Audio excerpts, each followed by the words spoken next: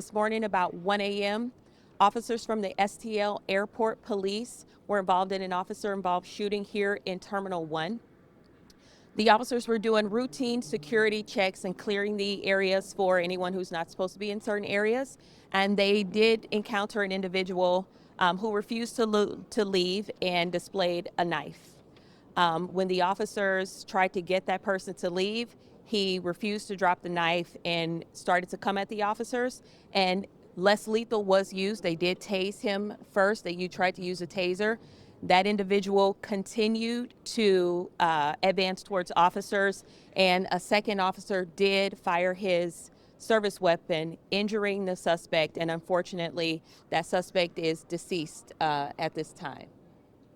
So, Vera, was it in the Terminal 1 ticket area? Do we know what the gentleman was doing down there? What do we know?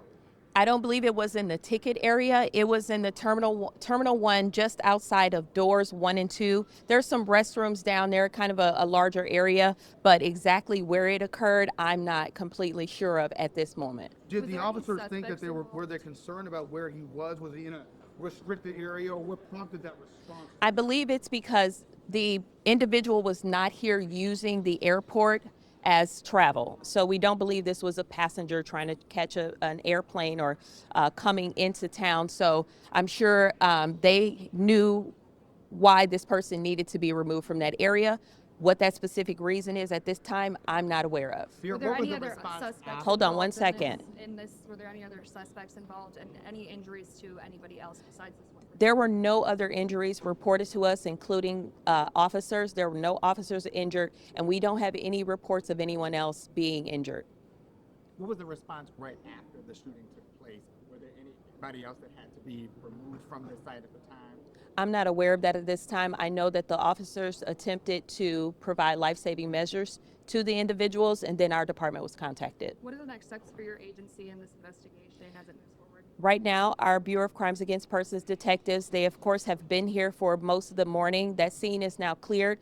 They will take a look at all the evidence that's being presented to them, interview those officers, and take case responsibility and try to figure out exactly what happened here. Vera, was the operation at the airport ever disrupted? I realize it was in the dead of the night, but was everything able to continue for the morning here, or can you speak to that a little bit? At this time, we don't believe any services for the airport were interrupted. But if I find out more about that, I will let you know.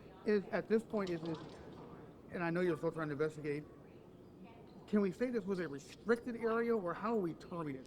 I don't believe it was a restricted area, but remember, the airport is for people who are traveling, using it for travel, and so a better question for the STL Airport police is, and that's part of the investigation, why this person should not have been in the area and they were in. And you have to remember also, they also had a weapon and came at police. They were asked to leave and didn't do that. It sounds to me like there was... Hold on, Chris. You said that this is a routine sort of sweep daily for officers. Yes, right. They're just performing regular functions. It sounds to me like the officers tried to use less than lethal force initially, right? Is that kind of what you're gathering here, that the protocol, at least preliminarily, indicates they were trying to resolve it without using the lethal?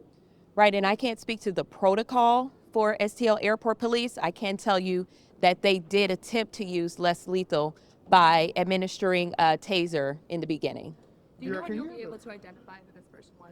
I don't know when, but of course there's always a process with that, so hopefully we'll have it, if not by the end of the day, tomorrow. But of course, that has to do with next of kin notifications and a myriad of other information that needs to be disseminated. Is there a message that you want out there for passengers? Obviously, people coming to the airport this morning were asking us a lot of questions, right? What's the message you think that passengers need to know as they come to Lambert?